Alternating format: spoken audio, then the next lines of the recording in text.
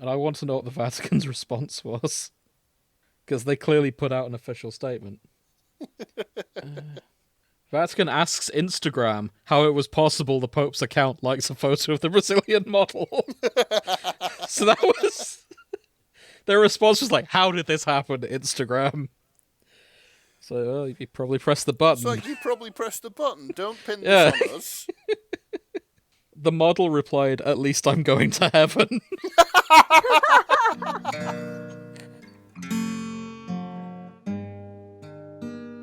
Turn order. Let's talk about a fix and figure out who's going where. Okay. So, Grace, what have you got for us today? Mine's fluffy and funny. Okay. What are you feeling? Ooh. Maybe end or middle?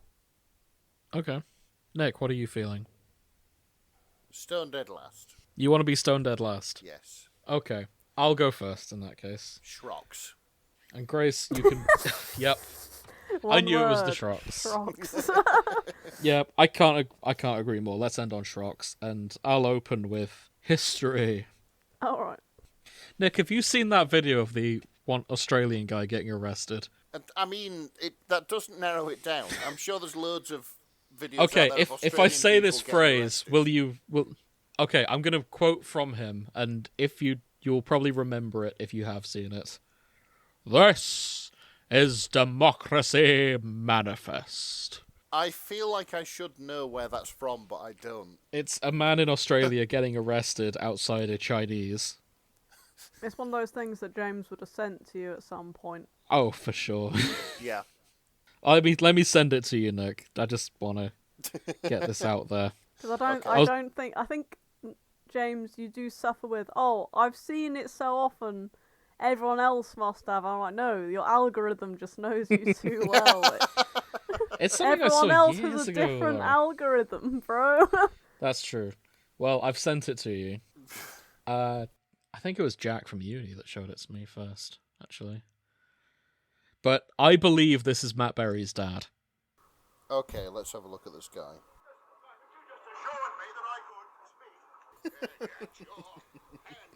To me, it's just another disgraced Tory MP.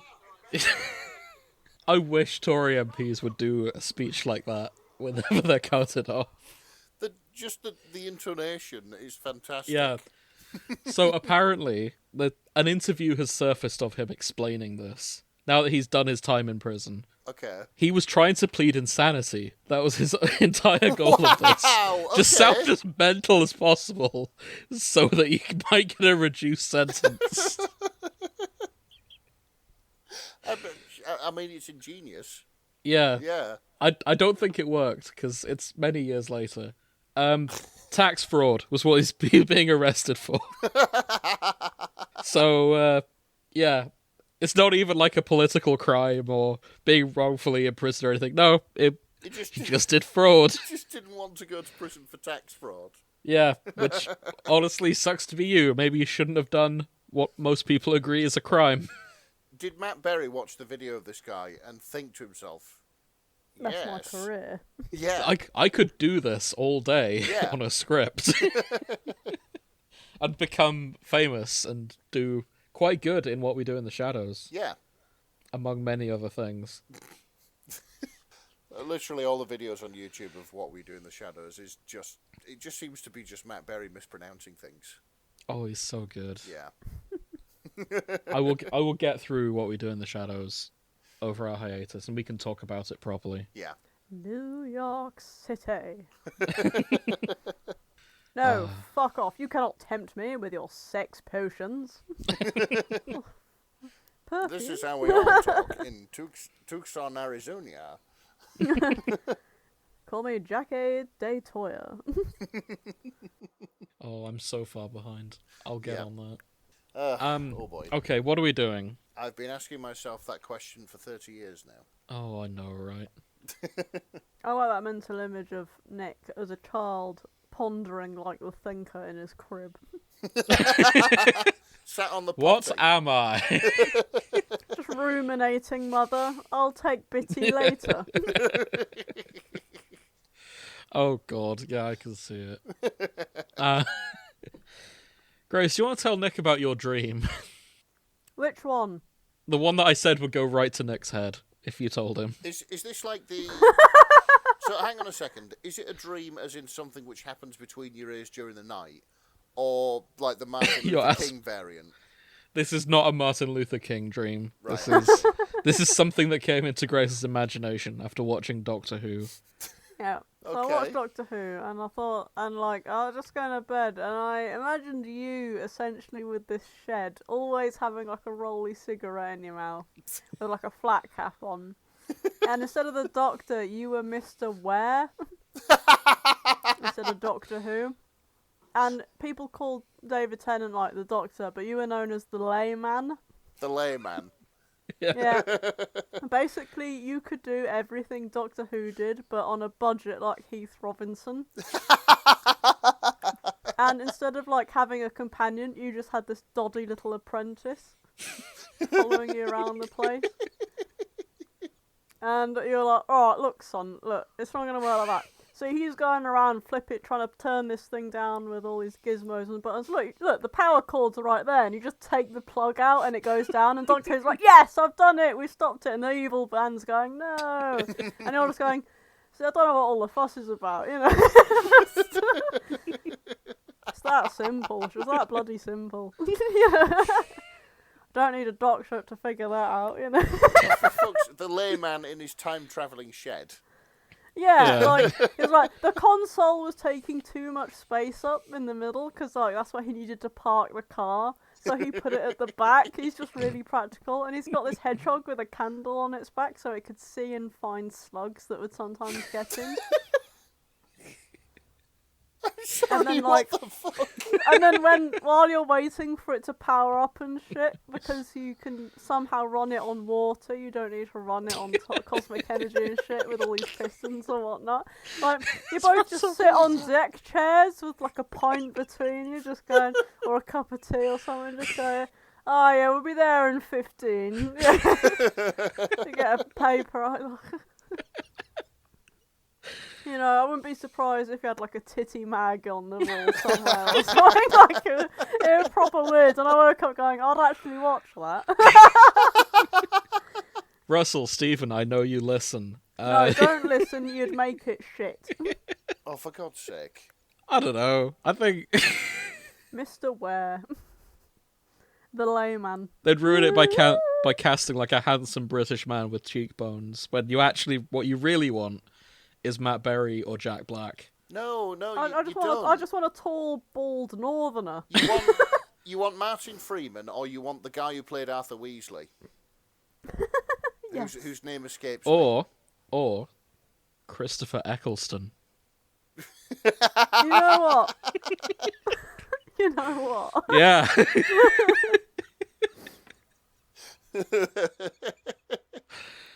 Every time The Apprentice does something stupid, hey, lad, what's all this about then? Now then. You know, there wasn't that much technobabble in Christopher Eccleston's era. No, there wasn't. He just kind of fixed things. Yeah, shit just works. Grace, I'd love that. I'd love that. Like, he just comes in with a like a fucking wrench. It's like, oh, what are you gonna fix? And you just hit it on the side, and it starts with like, that'll do. Grace, I think tea you've peered into the universe where Christopher Eccleston got several seasons into Doctor Who. And I'm envious, because I would quite like to see how that went. Yeah. Wow. Yeah, Mr. Wen. Well, it's all this fucking shit. Time vortex. I can accomplish the same thing with a list of Put it with water. Yeah. Ah. Fucking list of D series and an alternator off a Volkswagen Bora. Oh god. I knew it was a mistake to mention this. Okay, it's fine. right. We should probably get closer to David Tennant's other major project this year. Yeah. I mean, I feel like that should have been on the chill episode. Yeah, it probably should have done. Not the Good Omens episode. That's true. Okay. I'm curious now, has David Tennant done anything else this year? Because I don't know. he's done two big things. Hmm. I don't know if anything else has happened for him this year. Hmm. Let's have a quick Google. He must have done other things. I mean, does he really He need has. anything else? You know what I mean? He was in Ahsoka, the Star Wars thing. Okay. Oh fuck! All right. Yeah, and Clone High as himself. Clone High. Yeah. I told you it's the female fantasy for everyone to get a David Tennant. And That way we don't fight over him. he's been cast in something called Rivals. And Okay. he's playing a character called Lord Tony Baddingham. Oh Wow. god, what the... I suspect he might be the villain. He's a member of the landed Yes. gentry. Of course he's evil. Well, the synopsis is set in the fictional English county of Rutshire. Rupert Campbell Black and Lord Tony Baddingham have a rivalry that seeps into the world of Corinium television station. Okay. I mean, it's There not you the go. first time he's played a Yeah, the villain. he was the villain in Postman Pat. That's it. He was. And He was trying to replace Postman Pat's job with a robot. and Jessica Jones. And Was he? Yeah, he was the bad guy in that. he was also Barty Crouch Jr. in Yeah. one of the Harry Potters, which I can't remember which. Oh yeah, but that's got nothing on Postman Pat's. Well, No, yeah. No, of course it hasn't. I mean, being part of the Postman Pat cinematic universe is it's an important role. I mean, when he shot Jess the cat, I thought the whole cinema was gonna kill him. He did what? Jess went to the vets and just passed away, and so Postman Pat had to was like, right, gloves are off. Hang on So a second. it's John Wick. It's John but- Wick. That's the plot of John Wick. Maybe I'm getting the two confused. I can see why that might happen. Yeah, They're very similar they are very franchises. similar. Keanu Reeves going around in a bright red van. Oh, I'd fucking watch that. Oh, okay. We should probably get off David Tennant's career a little bit and talk about just Good Omens. Yeah, Yeah. I mean, this is the banter section. We can do what we want. the section for designated banter. Exactly. Yeah. The The banter has ended. Let's get into the fic because No. we're running out of time. Are we? It's 19:30. Oh, that's fine. It's 19:30. It's because look, I was raised on analog. No, I understand. I look at the 9 and I go, that should be 9 o'clock, but it's a lie. No, I struggle with 24-hour clocks sometimes. It means 7. Okay, It's 7:30. It took me a bit. I'm sorry. it's okay. I don't think I have any more Good Omens related stories to hand. No, I honestly don't. We did a lot of those last time. I don't particularly mind whether this makes it in or not. Okay. Actually, no, I did tell you, didn't I? It's going to be a plain story, isn't it? It isn't. It's like literally after Oh. 11 weeks in a hospital bed, my My grandma got up and went to the loo Well, hey, by herself today Hey. with the aid of a Zimmer frame, but still, it's progress. this episode goes out to Nick's nan. Well done. Good on her. I mean, last time we dedicated it to a friend of ours who just given birth, so it's all good. You can put this one into. I get the feeling that they don't appreciate the dedication. Oh, I don't think I told them. That might be why. Probably for the best, because I think if Nix and Anne started listening to this, she may end up back in hospital. Oh, I hope not. I'd feel very guilty. What I haven't mentioned on the show, and because we keep doing car talk, I suppose it's relevant. I found a new exciting alarm on my car this week. Oh, yeah. Burglar alarm. No, it's like a warning sound. Okay. New exciting warning. If I turn it on and it's less than 5 degrees outside, it'll panic and say, "It's cold out, mate." It'll sort of go bing, bing, ah. What a bitch ass car. Yeah. Yeah, that's the... It's a bit chilly willy out. As if I hadn't noticed that getting from my house to my car. Innit? Like, I know it's cold. Do you know how I know that it's below 5 degrees when I get in my car?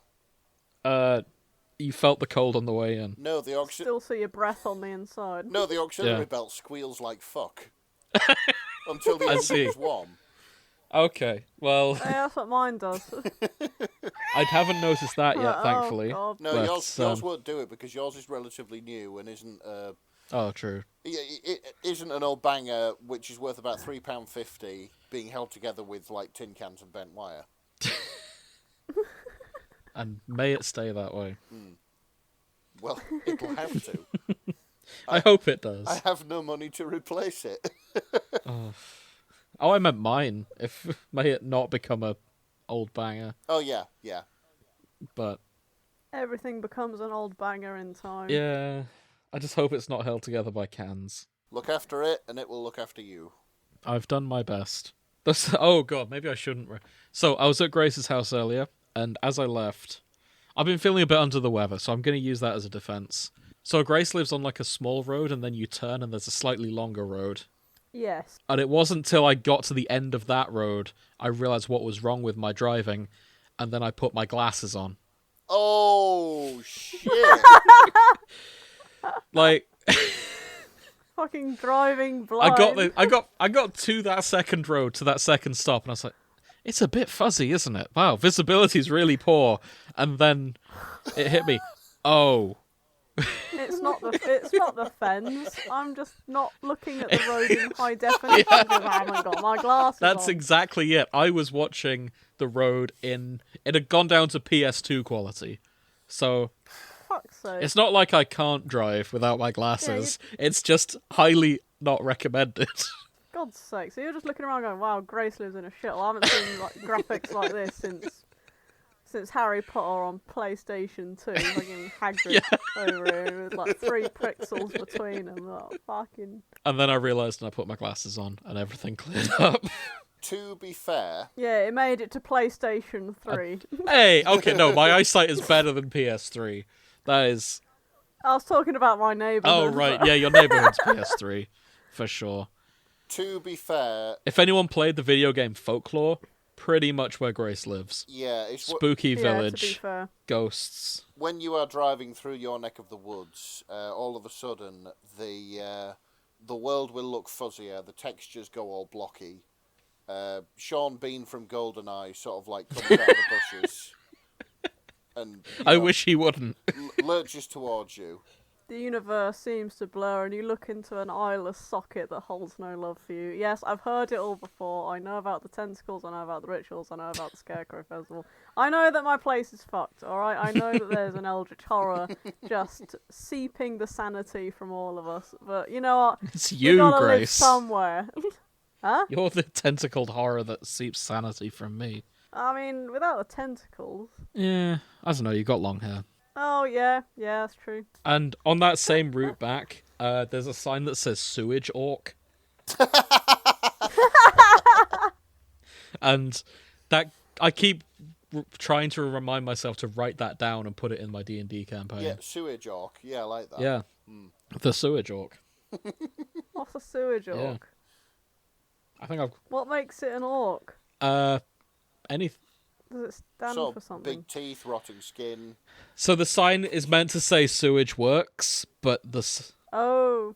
the W and the S have fallen off. Oh, for fuck's sake. So it just says sewage orc. Fuck's sake. Looks like shit's back on the menus, boys. Okay. That's Urukai. That's a very different thing. Yeah, but, you know. So, talking of eldritch horrors and cryptids, Good Omens. Yes, our favourite pair of cryptids. I stand by... What was that phrase? It was like your local gay cryptids or something. Yeah. Yeah, it was. I really like that term for them. And I hope that catches on. I have been reading what I can... Every time I say it, I feel like I'm being farty and everything. But this is a piece of history that I have found here. Okay. Okay. I've been reading a fic called Is This Allowed by At the Border. Do you guys have this? Yeah, got it open. Cool. So this fic, it is Beelzebub Gabriel and Aziraphale Crowley. You'll notice this was published on June 15th, 2019. Oh, shit, okay. Which is Okay. 16 days after Good Omens aired. By my reckoning, unless other people have deleted them beforehand, this seems to be the first Beelzebub / Gabriel fic. that focuses on them. There is one that is slightly older, but they're not the main focus. So I'm not counting that. Whereas this is like pure Beelzebub Gabriel. Oh, right. Oh, fuck. The other slightly older one... The actual canon. Yeah. This has since become canon, for those not familiar with Good Omens. Like, this is... When this was written, this was just a goofy idea. The older one is called Under the Table by Anne the Cat Detective. What a name. Mm-hmm. It is also linked in our Discord. Yeah, it's older, but it doesn't really focus on them. It's mostly Aziraphale and Crowley. Yeah. But yeah, impressive. Sorry, I'm just looking at Yeah, I was just looking at the comments on the Anne the Cat Detective one. And yeah, other people have commented that this is first, but it's not. Yeah, it's not the big one. Yeah. Okay, so let's get into this. Because not only is it the first, it's also really good. Right, okay. So, tags include phone sex, first time, inappropriate workplace behavior, stupid disguises. This is less an AC fic as it is a thesis on my crack OTP. This was a crack OTP when this was written. I know, like...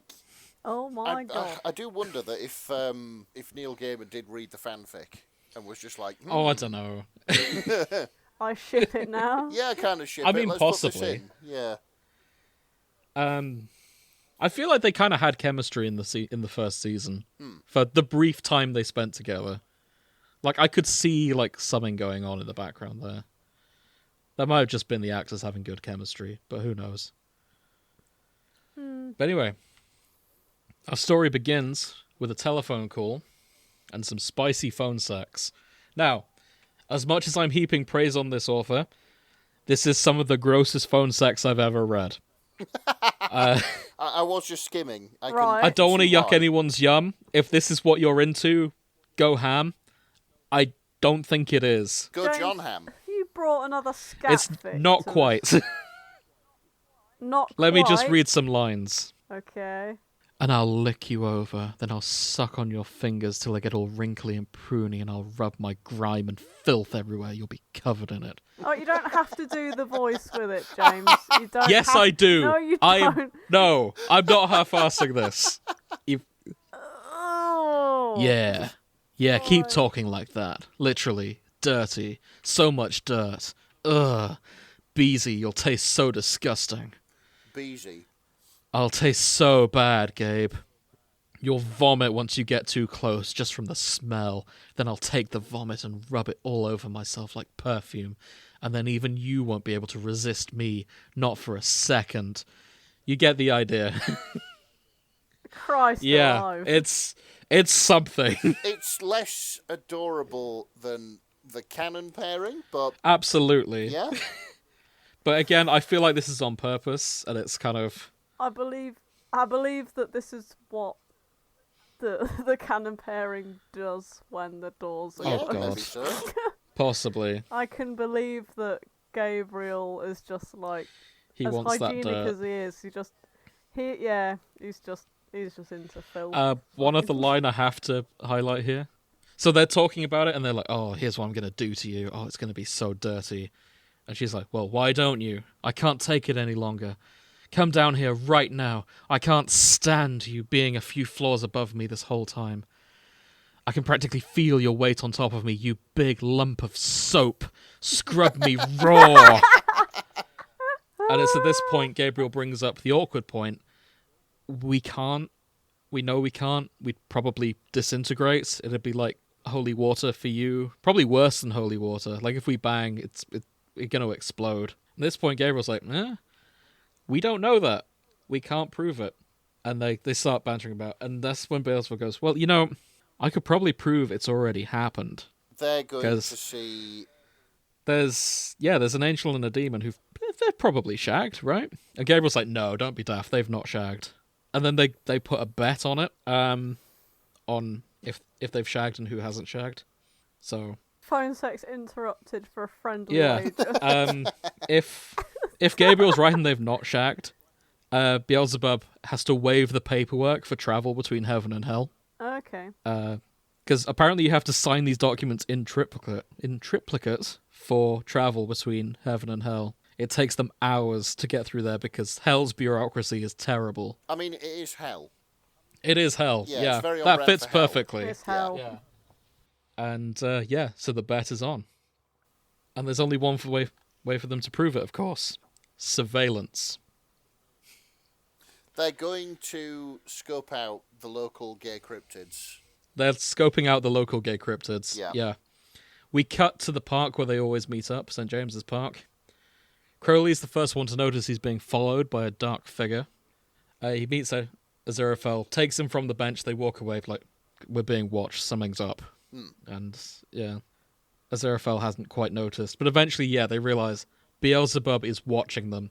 And that's weird, because she is a she in this, I should mention. They mention the tags, female Beelzebub. Crowley would recognize that greasy mop anywhere. She normally hates Earth, because it makes her hay fever act up. So it's weird that she's out here. 100% can sympathise. Oh, yeah, absolutely. They start to worry. But yeah, this carries on. They agree to just meet up later instead. Aziraphale goes home, manages his bookshop, talks to Crowley for a bit. It's all fine and dandy. Then he notices someone at the window watching them as well. Oh. Looks over just in time. That person just vanishes very quickly. But Aziraphale's like, I could swear. So, it was Gabriel, but he was wearing a fake mustache. That seems on brand. That's so on brand. I would love I wish Neil Gaiman had seen this first, just to have John Hamm wearing a huge fake mustache whenever he tries to blend in. I think that would have been fantastic. Next scene, they decide just to go for dinner, just carrying on with their plans. We're now focused on Gabriel and Beelzebub, who are also they've also booked a table at the same restaurant as Aziraphale and Crowley are at. Gabriel's got an enormous fake mustache, it turns out. Beelzebub's wearing some ugly cat eye sunglasses. I'm not quite sure. I'm assuming like fake goofy sunglasses to kind of hide. That's my mental image anyway. Oh. I think cat eye sunglasses are like the pointy ones. Oh, right. Like they're shades, but they have like these wings on them. I think I know the kind you mean. Yeah, that seems a good disguise. So I guess we're learning Beelzebub is slightly better at this than Gabriel, who has just gone for giant fake mustache. Okay, that kind of works. But yeah, they're just observing Crowley. They're watching. They notice they do occasionally touch each other, but they've not seen them have sex yet. And this is when Gabriel drops fat. You know, the thing about humans, and these two are basically humans at this point, they're not just going to have sex in public. Turns out that's just not what humans do. They don't do it here. They're in the restaurant waiting for them to bang. Yeah, that's exact. They've been following them all day, just expecting them just to bang, either in the park or in the bookshop. But no. This one, Gabriel's like, no, here's the thing. They have this concept called privacy. And, they're going to do it when they're alone in a room together. Honestly, that's pretty on brand for Gabriel as well. Yeah. And Beelzebub's just like, shit. Okay.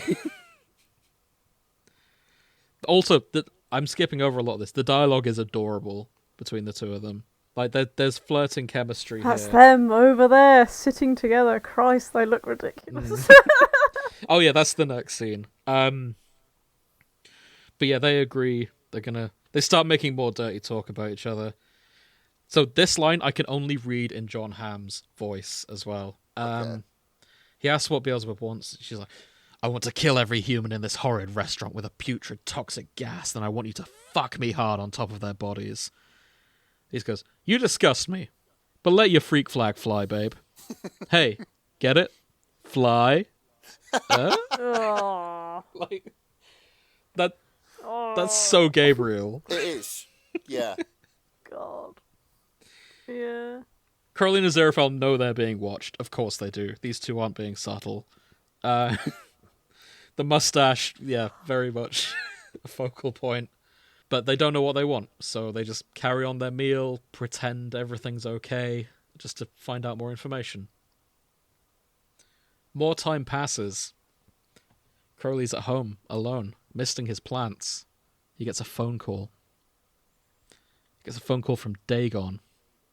Okay. And he explains to him, look, well, first of all, he just goes, Crowley, can you just get on with it? If this goes on for any longer, we're doomed. She's letting the paperwork pile up, not reassigning the interns. The corridors are flooding every other day because the plumber beasts have been getting their overtime. It's a disaster. And that's when I realised hell is exactly where Grace works. Shut up. I mean, Uh, yeah, it's. Yeah, I can see it. mm-hmm. It is. Never mind reassigning the interns. They barely survived. That's not. Exactly. Grace works in hell. Yeah. Well, yeah. But anyway, Beelzebub. Turns out Beelzebub is obsessed with the question. And Crowley's like, oh, what question? Well, you know, can we do it with them? And Crowley's thinking, oh, this is about what they talked about at the end of season 1. Are they planning to team up heaven and hell together against the humans? It's too soon. I've not watched all my TV yet. And yeah, it's like, what? Yeah, you know, do it. Sex. The fucking and all. The sex. Can I just read this? The next one, yeah, go for it. I love this line ever since I skim read it. Mm-hmm. If she doesn't get her proof soon that she won't explode into demonic confetti if she lets Gabriel wiggle her woggle, she's going to burn up with lust so bad she'll go catatonic. Yeah, and then Dagon will have to do her job. It'll be a disaster. So, to quote the fic, just let the buggers see you going at it with that frilly friend of yours, please, for hell's sake. And, yeah. Oh, nice. Meanwhile... For the sake of hell. Yeah. Meanwhile, Aziraphale is having a very similar conversation with Michael, who has just shown up to the bookshop. Essentially the same thing's going on. Listen, I'm going to be straightforward with you. Ever since Gabriel had his extended encounter with Lord Beelzebub in Tadfield, full courtesy of your regrettable scheme, he's had a bit of a fixation. I was like, what? Yes, with the Lord of Hell. He's become wildly distracted by the possibility of, how should I say, earthly fulfillment. Earthly fulfillment, that's a fantastic... Yes, with the Lord of Hell, I know. A heavenly thing. We've got heaven's best psychoanalysts on it, but in the meantime, we need to get this resolved. This is a lot like Season 2. Yeah.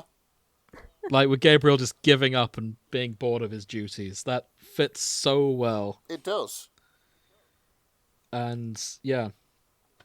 But eventually, yeah, she comes... Look, we both know you and Crowley have been shagging. Like, just show them that they can do it. Let them get it out of their system. Does she actually say shagging? No, she says... well, he's wasting his time down here, practically stalking you and your friend, because he needs an answer to his question. Therefore, you simply need to provide one. And Aziraphale's shocked. He goes, are you implying that I must engage in sinful actions with a demon solely in order to avert some kind of bureaucratic crisis? Aziraphale's sweating at this point. That's our Aziraphale right there. And Michael just goes, oh, don't give me that rubbish. There's no need to play coy. It's obvious that you and the demon Crowley have long since consummated your little partnership. And this is when we find out they haven't. Oh, shit. Oh, fuck. Yeah. This is worded beautifully. Aziraphale had actually been present at the symposium in Athens where the concept of irony had been first thought about by humans. But even he was not prepared for the irony of this situation. That, yeah, he hasn't done it. Not with Crowley, not in the way she suggested. Of course, he's wanted to. He's spent 6,000 years considering it so bad. And then not thinking about it, trying to get it out of his head. And then distracting himself by thinking about doing it with humans instead. But at the end of the day, he's also scared of doing it with a demon, because what if he explodes? Oh. Oh, right. Oh, fuck. And you know what? Valid concern, because that's what Gabriel's concerned about too. It's entirely possible if an angel and a demon bang, they just blow, you know, like holy water being poured on a demon. Yeah. What, holy jizz? Yeah. It's possible they just blow up. And it's not worth the risk. At least that's Aziraphale's calculation. So, yeah. Everyone's assumed they have, but at the end, they don't know. Because He's been scared to do it. And now they've got to bang for the Post not sake regret. of heaven and hell. Yeah, more or less. Until Crowley comes up with an idea. Because all they need to do to get them off their backs is to give them an answer to their question. And Aziraphale's like, but we don't know the answer. That doesn't matter. We just need to make them think we do. I've got a plan. Find a suitable location, private room, windows looking out into a yard or a garden, where they can ineffectively sort of hide. And then we perform a little bit of theatre for our captive audience, if you get my drift. Do they know how to? You'll find out. I see. And yeah, Christ, foolproof. Clever. Okay, we're going to a tea room. First of all, Mrs. Filigree's Rose and Garden. Filigree's tea room. Rose Garden and Tea Room would do nicely for this event. God. Turns out the back room completely free that day. Bit of a miracle that was. Yeah. They settle down with their tea. They've got the big sofa. They sit there enjoying themselves, waiting. Sure enough, bit of rustling in the bushes. They see Gabriel this time wearing like a what was the word they use? Very stupid. A very stupid hat. I both love and hate that we never get a description of this hat, beyond that it is very stupid. It lets the imagination wander. And, yeah. One goes to those 10-gallon hats that are made of sequins. Oh, yeah. Yeah, I could see that. Thinking about the coat he wore in Season 2. Like, Yeah. something that would match that coat almost certainly is what's on his head right now. But yeah, they're just watching, and Crowley theatrically throws Aziraphale onto the couch. They start watching, and it fucking works as well. Like, Beelzebub's like, yes, there they go. Wow, told you, Gabe, they do it all the time. You hear that? Oh, yeah. What is that demon doing with his legs? Oh, who cares? Can't you see they're not in any danger? I can't take it any longer. There's your damn proof. Now damn yourself and fuck me now. Yeah, they're faking it the whole time. They're hiding behind the sofa, just throwing their clothes into the air, occasionally kicking legs up, shouting things out there. It's, yeah. They're absolutely just winging this. Interestingly, yeah, it turns they both know how to do it, and that is not really brought up. And then Aziraphale thinks, Crowley's close right now, yeah. And naked and sweaty and all of these things. They're gonna bang as well, aren't they? Yeah, they are. But that's when they look over and they go, oh, hold on. It's worked. I can hear them, and then he looks over. They see the big hat being thrown into the air, and and Aziraphale braces himself like, oh god, something's going to explode. And then, but nothing. No hellfire, no explosions, any of that. They're just banging. And, yeah. Yes, said Aziraphale, turns out they can. Listening to the joyous squelching being carried through the window by the autumn breeze. Oh my god, what that is a line. hell of a line. The word squelching is Squelching's so such a powerful word. Aw. But yeah, they're having fun. And Aziraphale and Crowley notice this, and they go, you know what, Angel? I've just had a wonderful idea. And then they bang. Hey! Well, no, not just then they bang. Crowley throws him onto the sofa a second time, but it's a lot more intimate and romantic this time. And Aziraphale says, be a gentleman, why don't you, and kiss me first. And then they do. Oh, good. And they smooch, and we fade to black, and that's it. Hey, nice. Well done. This fic was a delight. There is a video in the notes at the end showing how Aziraphale and Crowley faked it. It's quite funny. It's from a classic film called... Singing in the Rain. It's Singing in the Rain, of course it was. I forgot. But yeah, there's just a scene of them like throwing the doll into the air behind the sofa and all this stuff. Yeah, would recommend. This was delightful. Yeah, it's really well written. Yeah. It's the ineffable bureaucracy before ineffable bureaucracy was a thing. Exactly. This is one of the first. So, I'd actually like to draw your attention to the comment section, which I don't always do. But I think it's interesting that if you start on page 1 of the comments, it's stuff like, oh, that's so funny and sweet and adorable. And, yeah, lots of, oh, yeah, this is a cute couple. Sure, why not? And then if you go to page 6, the most recent comments. Crack OTP, huh? Yeah. That was more recently. So, crack OTP, eh? And then, oh, there was one I really liked. Where is it? Yeah, once we get to 2023. How does it feel knowing your crack-ass pairing is actually canon and eerily similar to what you've written here? Is it hard being given the gift of prophecy? Followed by, how does it feel to have your crack pairing be the only happy couple of the season? Yeah, fair enough. Brutal. Stabbing words, but Yeah. it's too late. They've already won. Yeah. Do what you must, I've already won. The crack pairing wins. Yeah. I really like how one of the comments ends with, this fic was revolting, I loved it. Yeah. And I think I agree with that sentiment. Yep. Thanks, I hate it. I mean, It's great. I do love it. It's only really that first phone sex scene that I really found disturbing.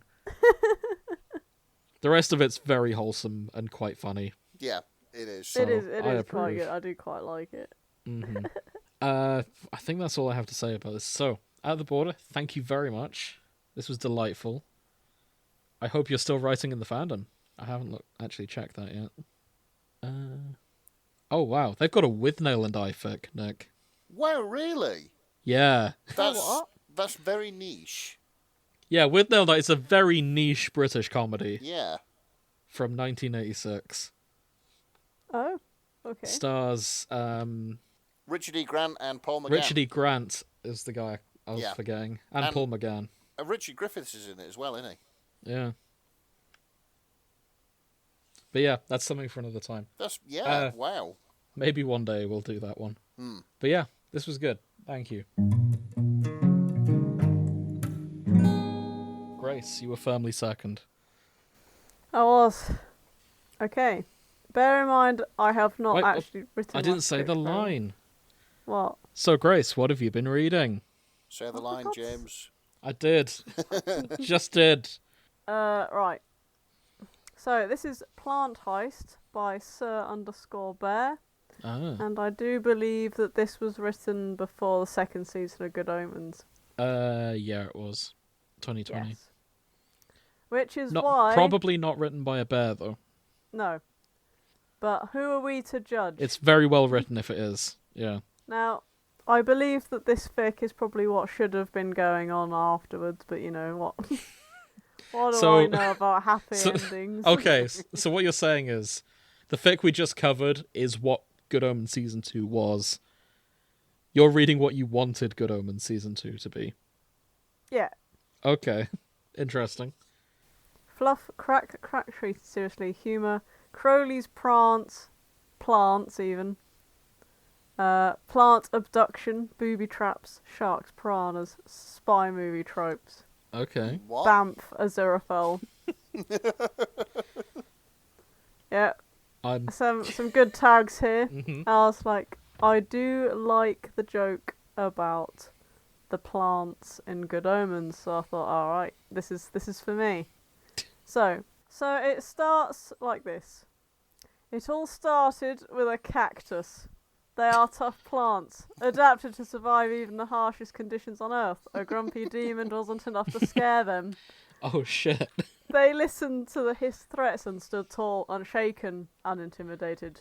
The other plants watched in awe. So it starts off with them the plants setting up a union. Yeah, the plants are unionizing. Amazing. That's certainly how it sounds at the beginning. And so Aziraphale comes to Crowley's flat and he thinks, oh, it's not unusual. He's probably still asleep. He's a surprised visit, but he lets himself in with the key Crowley had given him for their anniversary because that's what should have fucking happened. But yeah, he's sort of sneaking in and he finds the bedroom empty And he's maybe he's out gluing coins to like the fucking pavement outside because he's still got it. He's still evil. Nice. And then he hears like a hiss of anger coming from the plant room, and he goes, "Oh, all right. He must be abusing the plants again." And he appears in the room, and Crowley is glowering at this delicate, trembling little succulent. "What's with this defiance? You think you'll be spared? Any flaw is enough to get thrown out. You know that. All you do," and he glares all the plants, like, "anything less than perfection just isn't good enough. You'll never be good enough." Oh no. I feel like he's projecting here. Yeah, he's proper projecting to these plants, right? Oh. And Aziraphale's listening to this going, "This is the sort of shit he says about himself when he's drunk." Oh no. And it's like, you know what, this has got to stop, Like, I hate how he treats the plants. Now it's kind of clicked that he realises he's projecting, and he's like, okay, right, I'm going to do something about this. So so he comes in, and he's chatting to Crowley, and Crowley's going to lead him through, and he's... Oh no, hang on, sorry. I've got that in the wrong order.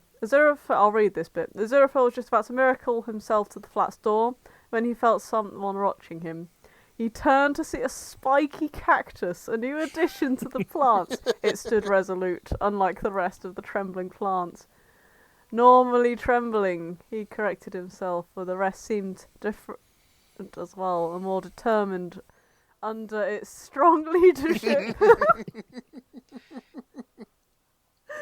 Aziraphale grinned and nodded at it. "I think our goals are quite similar, and I'll help if I can."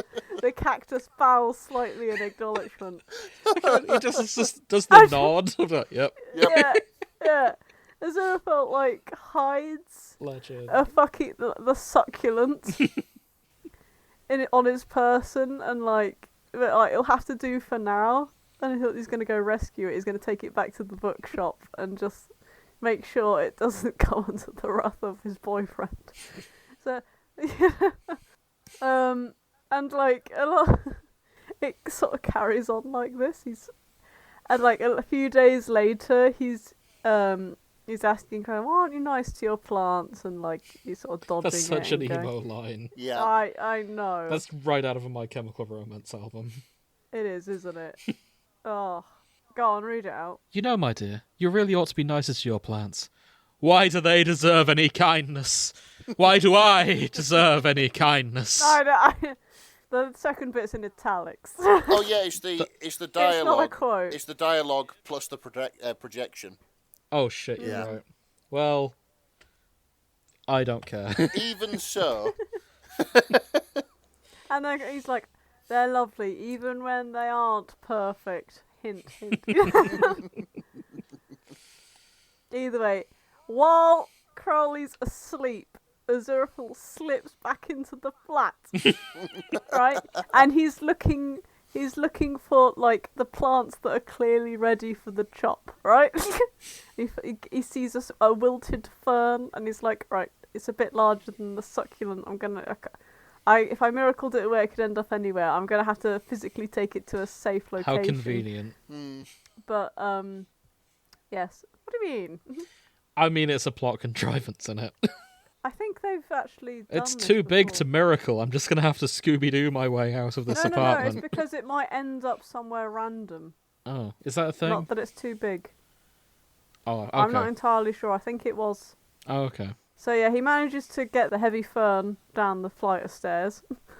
And he's like, "Oh, how the fuck am I going to get this to the bookshop?" And then he notices a nice gleaming Bentley. Bentley. And he's like, "I wonder, older girl, if you might be so willing to help me in a mission of sorts. It's for Crowley's benefit."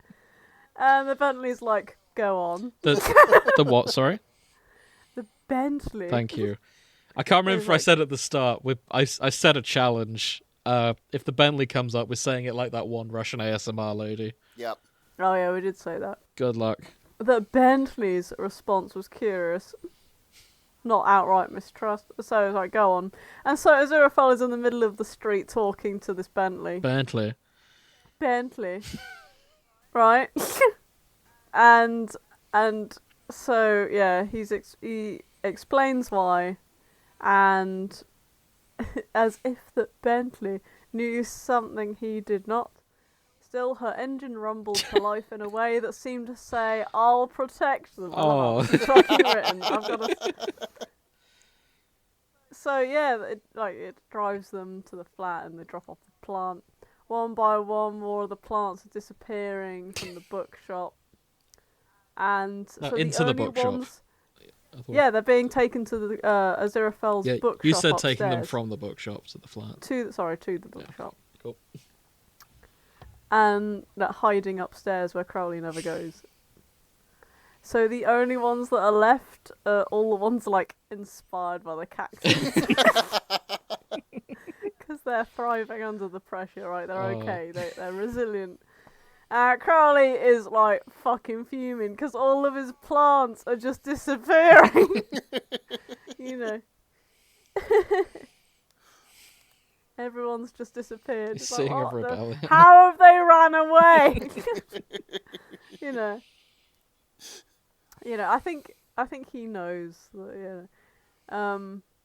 Either way, he stalks across the room and he's glowering at them with his brandishing and the spray bomb and saying, "Just remember, one mistake is all it takes before it's all over." And he stops in front of the fucking cactus, and he just knows it. Like, you better watch yourself. I'm the one who's in charge here, and you best remember that you jabs his finger at the plant, yelps in pain. Ow! It says Nice. it on reflection. Physically harassing a cactus was not the first time. Damn right. Oh, fuck's sake. So Crowley's like, okay, I know that it's Aziraphale trying to get into my apartment and taking all the plants, so I'm going to set up booby traps. And he sort of sets What? a little challenge for him. It's like they're sat over dinner, and Aziraphale is like, "I'd like to give you one more chance to reconsider how I told you to be more kinder to your plants, right?" And he goes, "I can't be kind. I'm a demon. You know, I'm giving you one last chance before I take drastic measures." And he's like, "So it's you who's been taking them. Well, I think you'll find it's impossible to take any more of them. My security has improved." Yeah. And Aziraphale's like, "I think you'll be the one finding that after all these years. I always know how to thwart you, my love." Oh. See, this is relationship goals. You need that underhanded rivalry. So, he gets back into the apartment. He's like, "I will not stand for this." They did not so much as quiver in fear. His eyes fell to the cactus. It was there. Well, he was going to put a stop to this behaviour once and for all. He lifted the cactus. "What I do with rebellious plants. I think it's time for a little demonstration." Oh, it's the cactus. garbage disposal bin. Oh, mate, the cactus stood stalwart, apparently unintimidated. The other plants seemed more worried. Kill the leader, stop the revolution. Cut off the head, the body would fall. Fucking serious business. Crowley carried the cactus away from their comrades. I've never The empathised garbage so much. disposal word. The few left were trembled, but determinedly stood their ground. They had an ally who had come to rescue them. See, it's all for nothing now. Aziraphale needs to get in there and rescue them tonight, right? God. Like, fucking... I hope the cactus Crowley's is trying to- okay. Crowley has just killed the No. leader of the revolution. Shit. I was hoping The he'd be union fine. is... The union leader has just been The sacked. union is busted.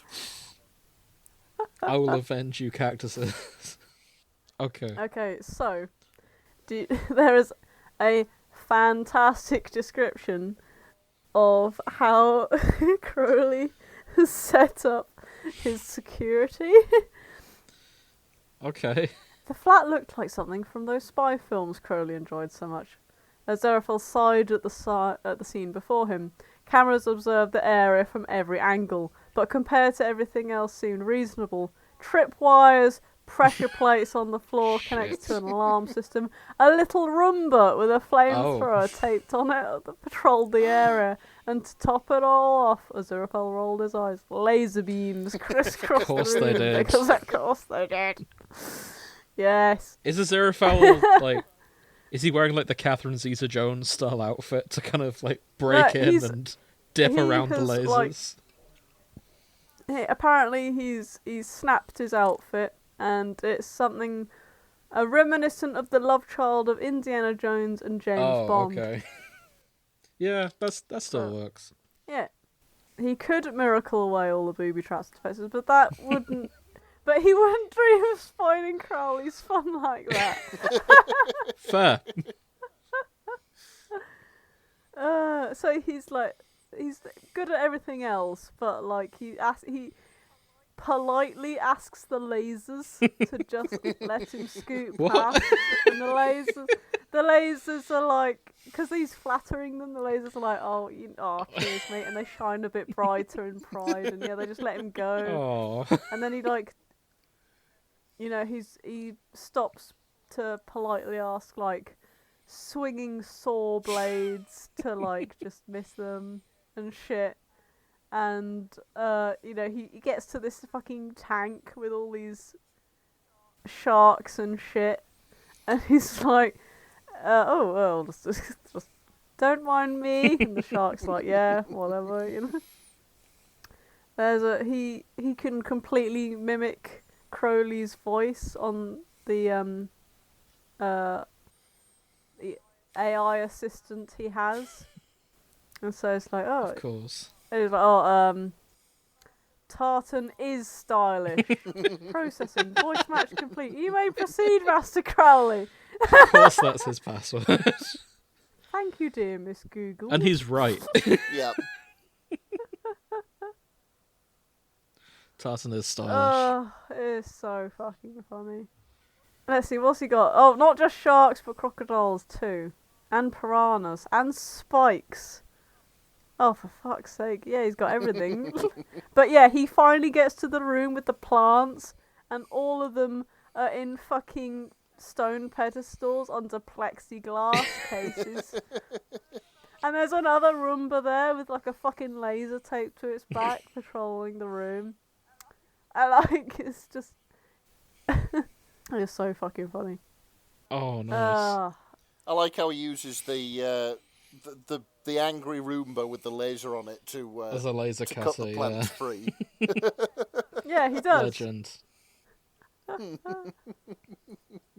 But yeah, he does the weight swap with the plants to make sure he doesn't set off any triggers underneath the thing, like God. Indiana Jones. Like he was curious if a big ball was gonna come out of nowhere and fucking knock him dead, but he wasn't gonna do it, so he just like fucking switches them round. It's so fucking funny.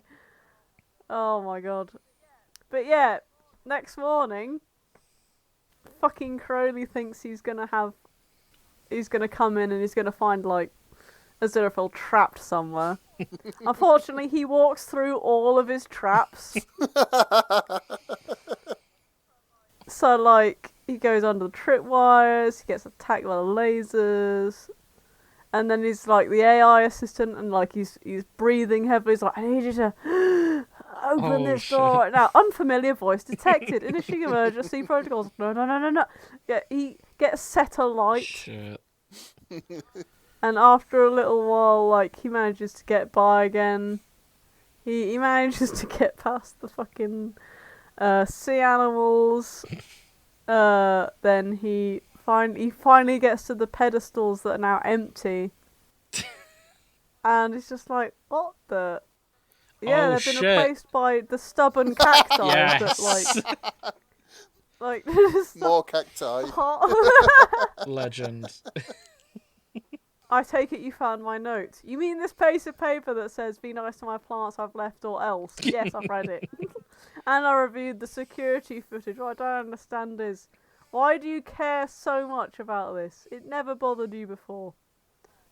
Oh, well, I started paying more attention, I suppose, to types of things you said to them. Types of things, well, like grow better. That doesn't seem outlandish, Angel. Apparently not. Things like not good enough and have to be perfect, my dear. Things like casting them out for any flaw. Yes, and. So after the crack comes the feels. Mm-hmm. Yeah. It Darling, does seem to be you're not hitting. inadequate to me. I love you and I won't throw you away. Aww. It is very sweet. But yeah, he goes, alright, I need to show you something. And so they meet up. And they go into the Bentley. And they drive off. And Aziraphale's like, where the fuck is he taking me, right? And then they finally roll up to this cottage. And I was like, whose house is this? It's ours. Mine. Oh shit. What? Oh yeah, only if you want though. Oh, it's a lovely idea, but what's this got to do with your plants? And you go inside. And like, yeah, there's plants. The original Oh, cactus thank God. is there. He's fine. He hasn't died. I'm not gonna lie, I was very invested in that union leader cactus. Yeah.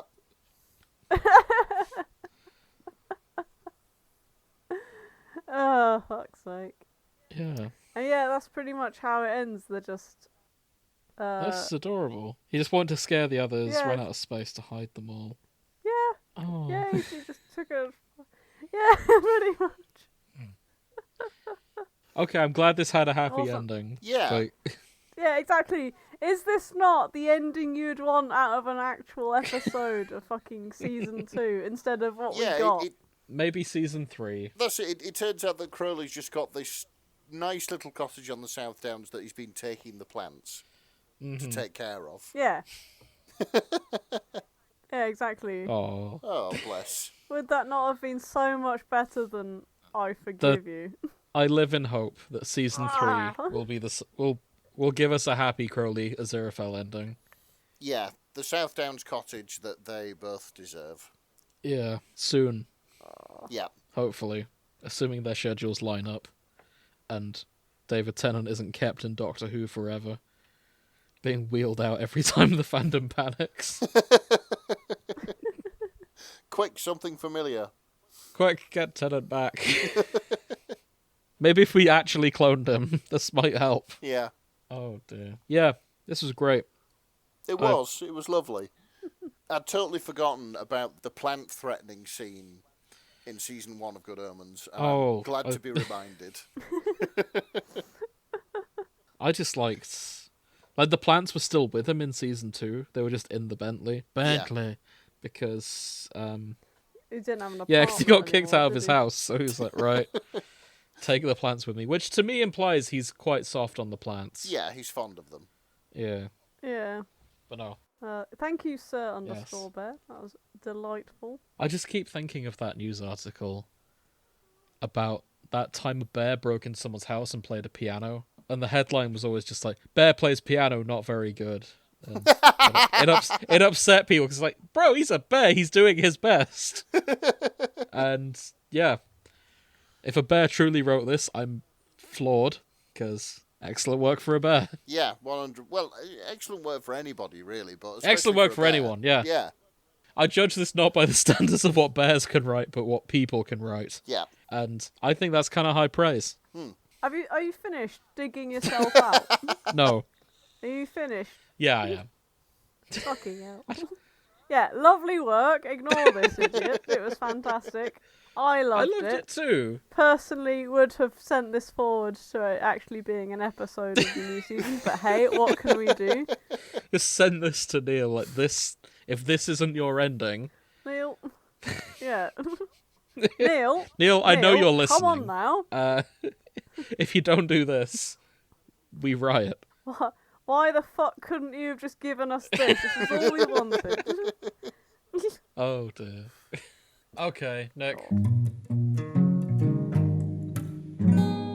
What have you got for us? Just realised that I've posted it in the wrong place. You did. I noticed that this morning. Yeah, let me just do a thing. Hang on, I will be with you in a second. Talk amongst yourselves. Cool. Right, now it's in the right place. So, I've been reading Babe, I'm Sorry by Montynavarrno. Okay. It's this one. It's this one. Oh my god, it's this one. It's...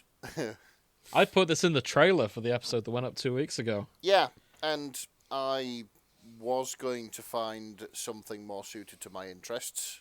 Something with a... i.e. having a certain 1930s luxury car from a brand beginning with the same letter that Beelzebub begins with. Say it. The Bentley. Bentley. Cool. But no, I read this and thought this is utterly batshit. This needs to be brought into the public consciousness. Okay. So... Do it. This is an Aziraphale and Crowley fic. It's crack treated seriously, and I do like these two tags. This was just supposed to be a crack fic, now there's plot and love confessions. Followed by penetrative sex. Yep, followed by penetrative sex. Okay, so this is set after the last episode of Season 2. Okay. Oh, is it? Yeah, where the Metatron has shown up, they've had the kiss, but Aziraphale has decided to go to heaven rather than stay with Nick. Crowley. You're the only person of the three of us brave enough to confront post-season 2 content. Real? Well, yeah. We've all been firmly in denial. Be like, no, we live here for now until season 3 fixes it. Okay, so... Hang on, I've just read the notes. The notes are batshit. Please write the notes. Please read the notes. So, bit of background. I started into this and thought, this might be a little bit of a fix-it fic, and then I realised, no, it isn't. It absolutely isn't. The notes. In 2019, I wrote a fan fiction about Crowley getting fucked in Minion Crocs. Mm-hmm. TM. And now I have returned in 2023 to write about Crowley wearing Shrek Crocs to get Aziraphale to come back from heaven. Or Shrocs. Or Shrocs, trademark. Oh my god. Mr. Michael Sheen, please do not read this, or do but never speak to anyone about it, thank you. Or do speak to people about it. At this point, I've written 2 separate fan fictions to do with Crocs, and honestly, I don't know what I'm doing at this point. You're making art. That's what's happening here. Yeah, for anybody who doesn't know what Crocs are, they're like a weird sort of plastic cross between a shoe and a sandal. Nick, I don't know if you've noticed this. There's only 2 fics on this profile. And it's these 2. And it's these 2. So it's not just they've written 2 about Crocs. That's all they've written. It's just like, right, my work here is done. Yeah. No, it's not. Keep going and keep it Croc themed. Yeah, 100%. 100%. Yeah. Bring the Crocs to other fandoms, perhaps. Yeah, especially the themed ones. Yeah, or at least do one for season 3. So we've had Minions, we've had Shrek. What else is kind of meme insufferable that will have a Croc brand? Not Shrek, I just don't like Minions. Yes, Five Nights at Freddy's Crocs. Fortnite Crocs, probably. Yeah, they'll exist out there somewhere, I'm sure. The B-movie Crocs, I could see. Stop, this isn't Halloween. I'm putting ideas out there. Oh boy. Stop, it's dangerous. Cars Crocs, there you go. Cars Croc, yep, there it is. Oh. Yeah. You could even have one shaped like Lightning McQueen. Yeah, Lightning McQueen Crocs. Yeah. That say wow every time you stand. I'm done now. Okay. So it begins, I'd like to read this first bit of the fic verbatim. Of course, it begins 3 months after the kiss, and Crowley is despondently living in the bookshop. 3 months, 17 days, 9 hours, 43 minutes and 28 seconds. That's how long it had been since Aziraphale had gone off to heaven. In brackets, or super heaven, as Crowley privately called it, referencing one of his greatest accomplishments. I remember this from part 1. Yeah, so... Crowley did Supernatural. Crowley did Turbo Hell. There it is. You magnificent bastard. Okay, so yeah, he's pining. He's down bad for Aziraphale, of course. It sort of talks about the how at the end of season 1, they'd fallen into like a friends with benefits situation. They weren't really in a relationship, but they were banging, and the sex was really good. So yeah. And fast forward to the end of season 2. He's over the whole blaming Aziraphale thing. He's no stranger to religious trauma. It was just that he had approximately 6,000 years on Aziraphale on unpacking all of that. So it turns out that Crowley has been trying to get into contact, but Aziraphale won't return his phone calls, doesn't do emails, doesn't even respond to prayer. So yeah, Crowley has tried praying to Aziraphale in the hope that he... That's something for a demon. Surprised he didn't burn up. Yeah, this is it. That is something for a demon. So then it alludes to the previous fic about the minion crocs. Aziraphale had thought his minion crocs were so dumb he might as well fuck the rest of Crowley's brain cells out. But however, upon thinking back to this sort of time, Crowley has an idea. Right? Our angel, our Aziraphale, it can be said that he does have a fashion sense. Yeah. Right. It's a little bit quirky, it's a little bit out there, a little bit old-fashioned, but a fashion sense is a fashion sense. And Crowley also knew that Heaven was planning to sort of do the second coming or something, something of that ilk.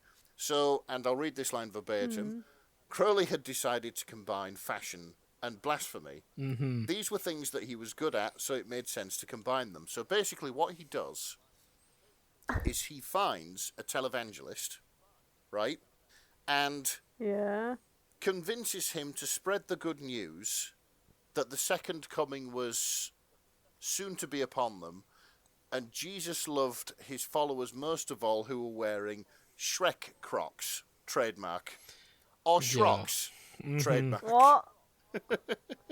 Oh my god. This is lovely. It didn't entirely make sense getting the message around, but because Crowley assumed that anyone who listened to televangelists were already susceptible to messages that didn't quite make sense, it just sort of happened that way. Yeah. So, of course, Crowley being the, being the demon that he is, the Shrocs are being sold in their millions, and even though Beelzebub's absconded from hell, leaving it in chaos, they send him a letter saying, yeah, well done, mate. That's a blasphemy well done. Absolutely fantastic. Yes. Hell is winning. Oh, Christ. But this is it. So since Crowley is kind of proud of this sort of little blasphemy that is inflicted upon the world, he started wearing Shrocs as a matter of pride. I see. Whether he's wearing actual physical Shrocs or whether he's just manifesting them around his feet, as he can do. He's just walking around like, yeah, it's me. I'm the Shrocs guy. I did this. A trophy. Yeah, he's quite proud of his little achievement here. Okay, so it fast forwards to the present day. He's wandering around the bookshop, sort of moving books around. It turns out that he's moving books around so that nobody can find what they were looking for. That way, if Aziraphale does come back, he doesn't. Spite. Yeah, he doesn't have to get annoyed because his books have gone missing because people have bought them. Oh no, that's adorable. Like that. Yeah, it is. It is. Muriel is still with Crowley, but they have left the shop to go out and experience Earth. To find out the real humanity. It turns out they're just going and riding a bus for the first time. Oh. Which is adorable. That's very on brand for Muriel. That's a fic in of itself. Yeah, it is. Yeah. Experiencing humanity through the medium of public transport. Oh, not in London. You don't want to do that. No. Like, public transport in London is... It works, but it's terrifying. Maybe do it elsewhere. Yeah. Okay, so Crowley is moving books. The Shrocs on his feet, making that sort of weird sort of squitching sound that they make every time he moved. And he hears the doorbell ring. And he's just about to go and argue with the customer who inevitably has come in. But who should be stood there but Aziraphale? Oh. It's worked. Oh, yeah. I see. It got him. It's fucking worked. You've committed an atrocity to God. You're welcome, babe. And of course, first line out of Aziraphale's mouth, really, my dear, the fucking Crocs again. So, yeah, this is it. I understand that you're a demon and that you love to cause chaos, even when it ends up inconveniencing you, but why the Crocs? Shrocs, Crowley interrupted. I do love this line. It stands for Shrek Crocs. Shrek is love, Shrek is life kind of thing. thought it'd be funny if everyone decided Shrek was something of a stand-in for loving Jesus. We have read a fic like that. Oh my god. Mm-hmm. Okay, so Aziraphale asks him outright, why have you gone to all this trouble? Just to be funny. And it turns out Crowley did it because he wants Aziraphale's attention. And Aziraphale's asking, well, why? Crowley thinks, well, I could lie or I could tell him what I'm really thinking. And he goes for telling Aziraphale what he really thinks. He's done running, he's done sort of like messing about and things like that. You know, and he says, I miss you, I miss hearing about the clever things you've done, I miss drinking with you, I miss napping on the couch while you read your newest book, I miss just spending time with you. Driving the Bentley at 90 miles an hour in the middle of London isn't nearly as much fun if you're not in the passenger seat telling me to watch out for pedestrians. And then he fucks up a little bit and says, I miss my best friend. Oh. And, yeah, Aziraphale's like, oh, I'm just your best friend. Oh, shit, yeah. I was going to say they spelt husband wrong in this bit. Exactly. Sure. Exactly. Of course, like, Crowley is less than impressed by Aziraphale's response to this. It's like, well, don't sound so excited about it. Obviously you don't feel the same way since you fucked off to heaven. And then Aziraphale says, well, it's just I thought, you kissed me. You said you wanted to spend the rest of your life with me. Doesn't that make us more than friends? And it's like, yeah. It got you there. Absolutely. And, yeah, Crowley's like, oh, okay, I get where this is going now. But at the end of the day, Aziraphale left. And it turns out that Aziraphale left because he knew that Crowley didn't want to go to heaven. But by the same token, the Metatron said they were planning the second coming, and it's like, right, I cannot, in good conscience, leave them alone to do this because they will fuck something up for us. And he thought that it would make things safer for the both of them if he just went to heaven and sorted it out on his terms. So he left to protect Crowley at the end of the day. So let's have a look. And Aziraphale sort of detailing what was going on. I've been trying to change things up in heaven, trying to get them to understand that maybe poverty isn't ineffably wonderful, and we should be trying to make things more even. So, which isn't going well, of course. They blame Aziraphale for Gabriel and Beelzebub absconding, and yeah, he's not entirely sure why the Metatron thinks he would be a good fit for this particular role. Yeah, I sense fuckery in that. Yeah. I guess we'll find out next season. That's it. There absolutely was, but we'll see. So I sense fuckery. I can't think of a better way to phrase that. Yeah, that's probably the best we're going to get. Of course, Aziraphale's going on and saying, I mean, Gabriel left because he was in love with Beelzebub, and I'm in love with you, so I really don't see how... But by this point, Crowley has just stopped listening. He has focused on three little words, and he didn't really care what Aziraphale was saying about going to heaven and trying to sort it out and things like that. He just wants Aziraphale to say that he loves him again. Oh. Yeah. Oh. Say it again. Say what again? Say you're in love with me again. And then Aziraphale leans in, says, Crowley, I'm in love with you. I'm in love with the fact that you think gluing coins to the sidewalk is demonic activity. It is, I mean. Yeah. Yeah, and he goes on, and I love you because you came up with the most outrageous way to get my attention. And then leans in and kisses Crowley. And, yeah, basically... It goes on. It turns out Aziraphale was working on a way to come back, and... I've scrolled down. This fic is fucking whiplash. Yeah, it is. It is. Yeah, we're getting to that. We will get to that. Like, I almost forgot what we were reading. Yeah. Yeah, we're getting to that. Okay, good. I really like this bit. Your blasphemous acts just gave me the proper excuse I needed to come back to Earth. After all, heaven can hardly say no to the supreme archangel going to stop major acts of blasphemy. And then Crowley's like, and how do you plan to stop my blasphemous acts, O mighty supreme archangel? And then then they pound. And then they... But no, we need to go into more detail about No, we the are pounding. going into more detail Good. about the pounding. Good. The shocks stay on, Because don't this is... This is 2,000 words of some of the most romantic shit we've covered at this point. Yep. And then there's a U-turn. There is. Oh my god, I've just read it. It's like, They're fucking caps. What's written in all caps? Yeah. They So do bring up an interesting question though. Oh my god.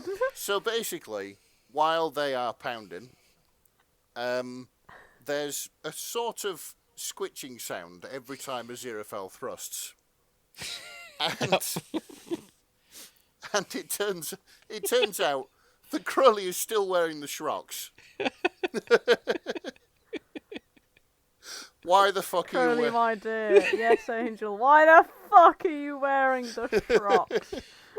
well, I figured since they brought us back together, they should be included in some way. Oh my god. Oh my god, this line. Hang on. He shook his head fondly. Go on. Yep. The Shrocs aren't any sexier than your previous Crocs. They do bring up an interesting question, though.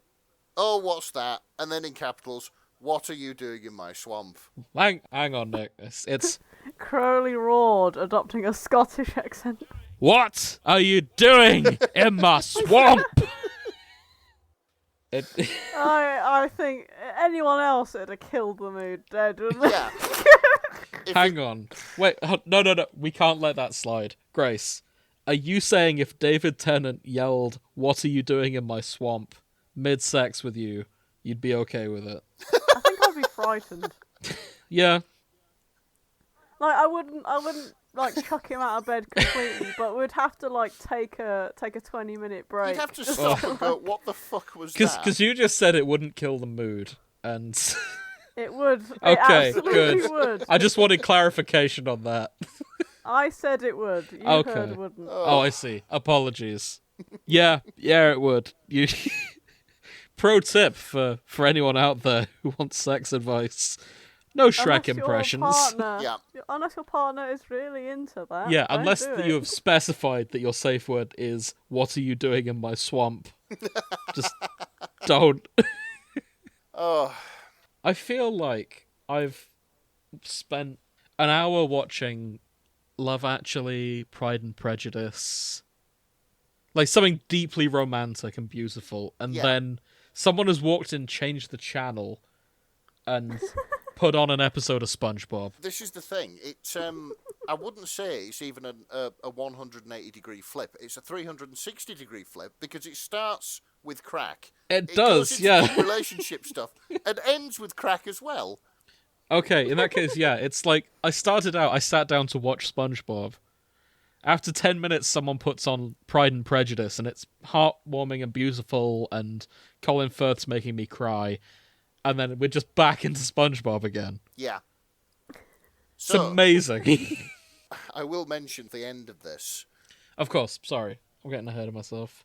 Very few people knew what was going on inside the old antique bookshop in Soho. However, there is a young man, perhaps in his 30s, who could sense the overwhelming amount of love coming from the two beings that have been repressed for thousands of years.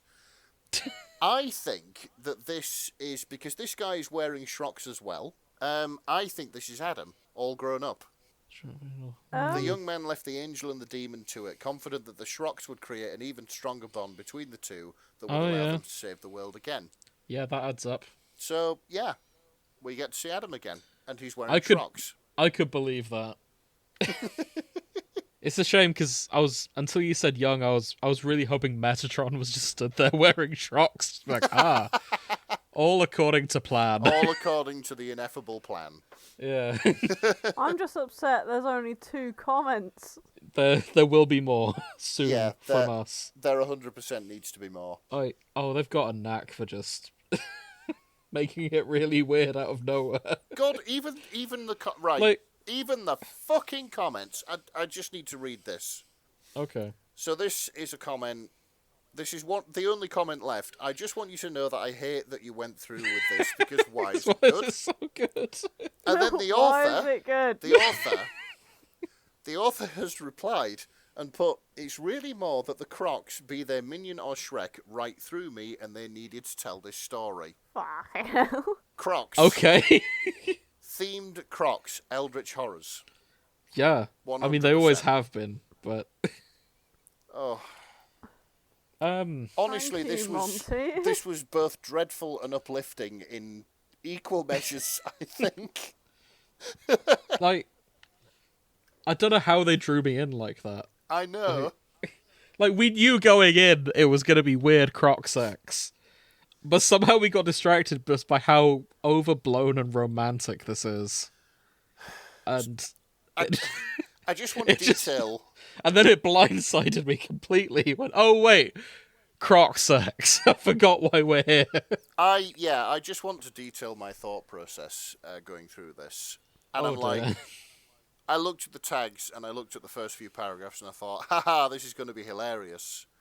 And then it got surprisingly heartfelt, and I thought, maybe this is a fix-it fic. Maybe this is how I want Season 3 to open. And then it got to the last bit, and I'm like, nah, never mind. Neil, I know you're still listening. Don't do this. This is not how I want Season 3 to end. Though saying that, how funny would it be if someone in props or something just got a minion, a Shrek croc, just into a scene somewhere. Just as like a nod. It's just sat there on a shelf somewhere in like in heaven or something, and everyone's just like, oh no. Neil read the Shrek fic. Oh my god. They know. So, I'm doing a little bit of research here. Okay. Okay, so if you want an authentic pair of Shrek No, crocs, I don't. they range in price from about 40 quid to 270 quid. That's too much. However, if your budget does not stretch to 40 to 270 quid, you can modify your current pair of Crocs with a pair of Shrek's ears. $9.95 from a certain from a certain online retailer whose name I will not mention. I don't want to do that. But I would like David Tennant to do that and just put one in a scene somewhere, just as a nod to this. My God. This was an affront to God. This was a roller coaster I didn't expect to go on. Yeah, 100%. Thank you, both Nick, for going back into this in further detail, and thank you, montynavarrno. Yeah, thank you, montynavarrno. Actually, no, hold on, no. Thank you, montynavarrno's Crocs, who wrote this through montynavarrno. Because, as Monty said themselves, they didn't write this. It was the Crocs. Yeah, the Crocs that did it. Yeah. Oh, boy. But seriously, thank you. Wonderful fic. Yeah, this was a lot of fun. My neck now aches from the whiplash, but yeah, it's a good ache. Oof. Yeah. My jaw is in bits from smiling. It's just like, oh, it's so bizarre.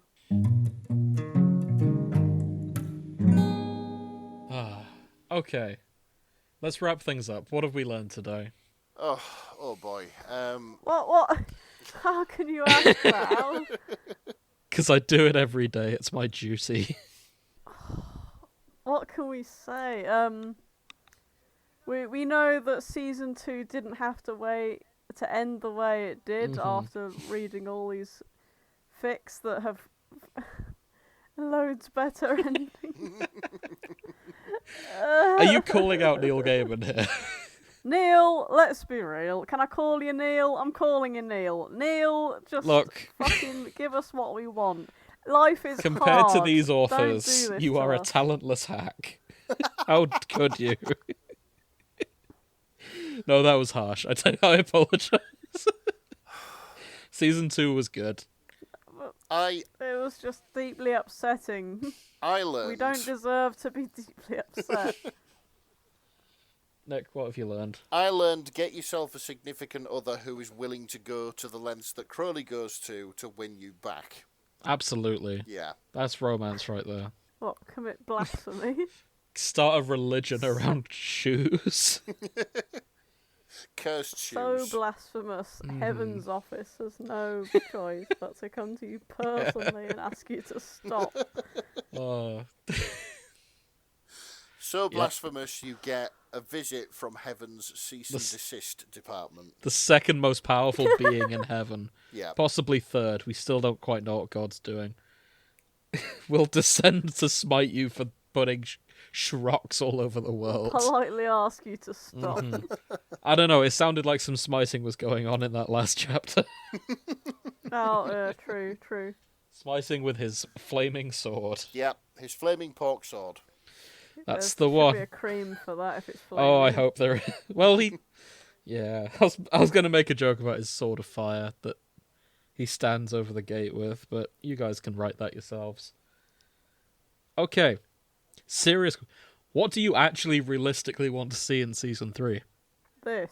Not the Shrock. Not the fucking Shrock. But if it has to be done, it has to be done. If I had to choose between, like, season 3 having a happy ending or, like, a reason for him to come back and then for all the cute fics that we also read to, like, take place afterwards, sure. Are you hoping for a fake out on the ending of season 2 where it's just Aziraphale and Crowley hanging out in London again? Like the first 5 minutes it's like, babe, I'm back, rejected the job. And then it's just 6 episodes of them just hanging out. Maybe lift a couple of scripts from Black Books and just do that, but with Aziraphale and Crowley instead. I mean, sure, yeah, I'd be happy I'd fucking enough. watch that. I'd watch that. I'd be happy. I want to see the plants back. I want to see the cactus. I want to see the cactus. I want to see the fluffy roommate stuff happening and all the boyfriend stuff happening. I don't want drama. Okay, here's an actual prediction for season 3 of Good Omens. I think we're going to get fluffy roommate shit. However, it's all going to be flashbacks. Oh, No. It's going to be the historical shit, and then it'll be fluffier than the last 2 seasons, and then it'll just cut back to David Tennant alone in a bookshop with the lights off with a bottle of wine. That's my actual prediction. To be fair, Don't you fucking dare. to be fair, I do want to see Messi break up Crowley though. 100%. What? I mean, alright, sure, we all want Look, to see our demon boy depressed okay. and shit, but, like, that's not... If we didn't get demonic breakup Crowley at this point, I'd feel cheated, you know? Like, they've set it up at this point. I would rather he wasn't sad, don't get me wrong. But now that he is sad, they may as well go for messy breakup Crowley.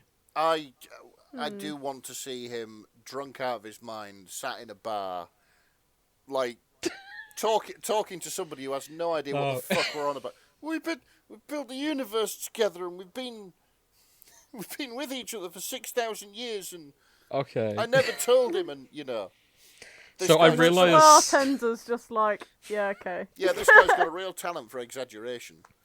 So I realised there is no interaction between these two fandoms, but I would lose my shit if Good Omens Season 3 opened with Baka Mitai from Yakuza, sung by David Tennant, and his sad photo is a picture of Aziraphale. And it's just a shot-for-shot remake of the Baka Mitai music video, but with David Tennant singing in Japanese inexplicably, and then it just cuts to the rest of the episode. Oh, brilliant. Oh, please, Neil. Play Yakuza first so you get the significance. Oh, shut up. And then just make Good Omens Season 3 just a bunch of Yakuza sub-stories. Oh, fantastic. I also want to see more Gabriel. I want to know what they're up to in Season 3. I realise their story's done now, but... See, I'm not entirely sure if they ran away together or because they broke the rules, it turns out they had actually been gotten rid of. Ooh. You think they were punished?